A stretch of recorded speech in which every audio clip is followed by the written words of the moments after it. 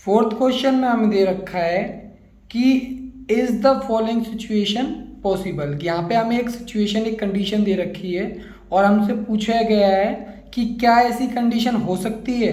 अगर हो सकती है तो हमें उनकी एजेस निकालनी है, यानी कि उम्र हमें निकालनी है। ठीक, तो क्वेश्चन में दे रखा है the sum of ages of two friends, दो दोस्त हैं, उनकी एजेस का यानी उम्र का जब हम सम यानी कि जोड़ते हैं तो जोड़ के कितना आता है 20 ईयर्स आता है।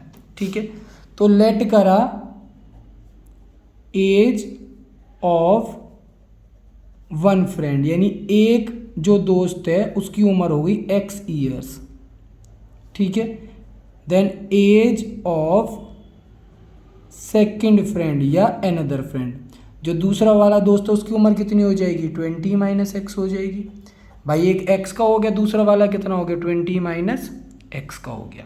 ठीक है, अब आगे क्वेश्चन में बोला है हमसे 4 ईयर्स एगो, 4 साल पहले, the product of their edges is 48। ठीक है, 4 साल पहले जो उनकी उम्र थी अगर उसका हम प्रोडक्ट यानी मल्टीप्लाई करते हैं तो वो कितना मिलता है हमें 48 मिलता है। तो हम चलेंगे सवाल के हिसाब से according to question. Before 4 years, 4 साल पहले, एज ऑफ वन यानी फर्स्ट वाले की एज कितनी हो जाएगी 4 साल पहले तो x माइनस 4 हो गया। ठीक, एज ऑफ एनदर, दूसरे वाले की एज कितनी हो जाएगी भाई 20 माइनस एक्स तो अभी है वो, और -4 और कर देंगे तो कितना हो जाएगा ये हमारा 20 माइनस 4 यानी कि 16 माइनस एक्स ईयर्स।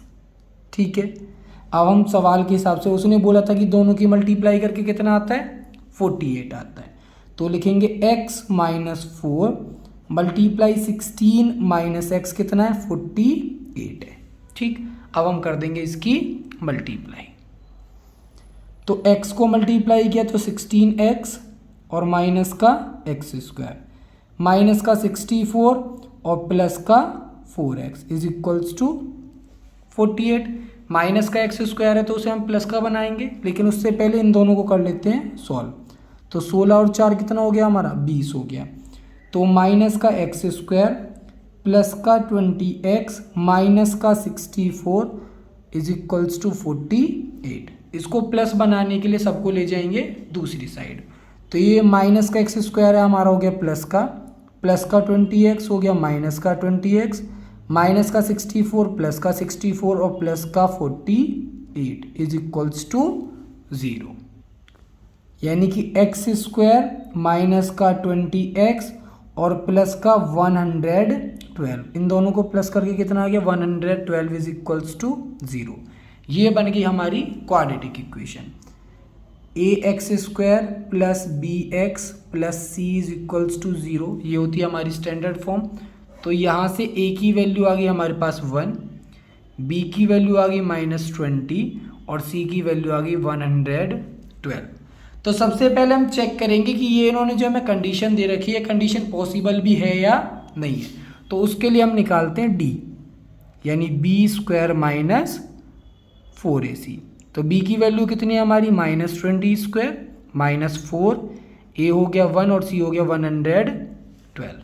ठीक है, 20 का स्क्वायर करा तो 400 आ गया, माइनस करते हैं तो प्लस हो जाएगा क्योंकि जब स्क्वायर है। 4 को 112 से मल्टीप्लाई किया तो 448 यानी कितना आ गया माइनस का 48। d की वैल्यू कैसी आ गई हमारी नेगेटिव आ गई। ठीक है, और जब d की वैल्यू हमारी नेगेटिव होती है यानी माइनस होती है तो हमारे रियल रूट्स यहाँ पे एग्जिस्ट ही नहीं करेंगे, तो हम लिखेंगे this situation is not possible, यानी ये संभव नहीं है। ठीक है, तो फोर्थ वाला क्वेश्चन हमारा कंप्लीट हो गया।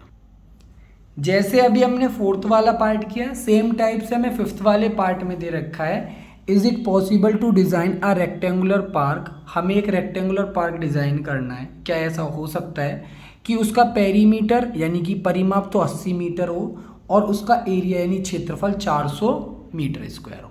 अगर ऐसा हो सकता है तो उसकी लंबाई और चौड़ाई हमें निकालनी है। ठीक है। तो लेट करा हमने कि उसकी जो लेंथ है वो हो गई x, ठीक है।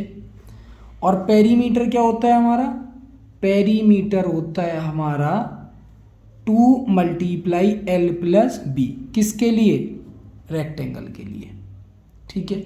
दे कितना रखा है हमें 80, ठीक।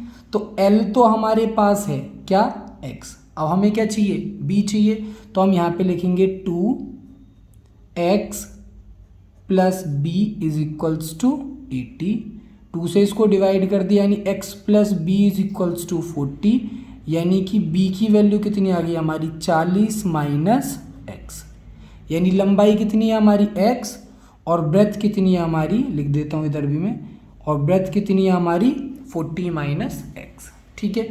एरिया के लिए हमारा फॉर्मूला क्या होता है l मल्टीप्लाई बी, वो कितना दे रखा है हमें 400 दे रखा है, ठीक है। l कितना है हमारा x और b कितना है हमारा 40 माइनस x, कितना हो गया 400 हो गया। मल्टीप्लाई कर लेंगे तो ये आ गया हमारा 40x माइनस का x स्क्वायर और इज इक्वल्स टू 400, माइनस का x स्क्वायर है तो इसको प्लस करेंगे हम, तो ये आ गया हमारा प्लस का x स्क्वायर, ये 40x है, ये माइनस का 40x हो गया और ये प्लस का 400 हो गया इज इक्वल्स टू 0, ठीक है। अब ये हमें यहाँ पे इसने दे रखा है, तो यहाँ पे हमारा एक फॉर्मूला बन रहा है, ठीक है। और दूसरा तरीका क्या है, पहले हम चेक करेंगे पॉसिबिलिटी, तो उसके लिए a x square plus b x plus c is equals to 0, ठीक है। तो यहाँ से a हो गया हमारा 1, b हो गया हमारा माइनस का 40 और c आ गया हमारा 400, ठीक है। तो हम क्या निकालेंगे d, यानी कि b स्क्वायर माइनस का 4ac, b कितना है हमारा 40 का स्क्वायर, तो माइनस 40 का स्क्वायर माइनस 4a हो गया 1 और c कितना हो गया हमारा 400, 40 का स्क्वायर किया तो 1600 आ गया और ये भी हमारा 1600 आ गया, यानी कि 0। अभी ये क्या है हमारा 0, तो कैसे रूट्स आएंगे, इक्वल एंड रियल रूट्स, यानी ये वाली कंडीशन क्या है हमारी पॉसिबल है, ठीक है। अब ये वाली कंडीशन जब हमारी पॉसिबल है, ठीक है, तो हम रूट्स निकालेंगे। तो रूट्स के लिए हमारे पास फॉर्मूला क्या होता है, minus b plus minus b square minus 4ac और अपॉन में 2a, माइनस बी यानी minus minus 20 plus minus b square minus 4ac की अभी अभी निकाली वैल्यू कितनी आई थी 0 अपॉन में 2a यानी 2 मल्टीप्लाई 1, ठीक है, क्योंकि a की वैल्यू कितनी है हमारे पास 1 है। तो माइनस माइनस 20 क्या हो गया हमारा प्लस 20 अपॉन में 2 हो गया, ठीक है। यानी x की वैल्यू कितनी आ जाएगी यहाँ से हमारी, x की वैल्यू आ जाएगी, सॉरी b की वैल्यू हमारी -40 थी, तो इसको हम -40 करेंगे, इधर भी 40 हो जाएगा और इधर 2 से 40 को डिवाइड किया तो x की वैल्यू कितनी आ गई 20 मीटर। अभी रूट्स कैसे आएंगे हमारे इक्वल आएंगे, तो यानी हमारी लेंथ भी कितनी हो जाएगी, लेंथ हो जाएगी हमारी यहाँ से 20 मीटर और ब्रेथ भी हमारी क्या हो जाएगी 20 मीटर। तो ये 5th वाला क्वेश्चन हमारा कंप्लीट हो गया। इसी के साथ हमारा जो ये चैप्टर 4 है क्लास 10th का, ये भी यहाँ पे कंप्लीट हो गया है।